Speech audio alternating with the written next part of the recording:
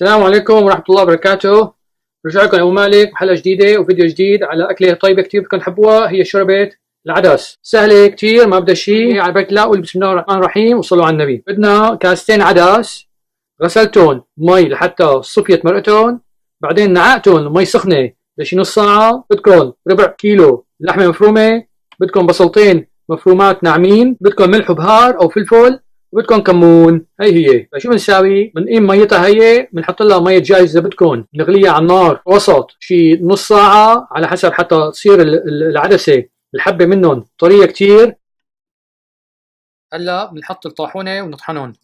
ديروا بالكم على حالكم عشان ما تطرشوا حالكم. ها بالوقت هاد بنقلي البصلات مع اللحمات، بنقليهم.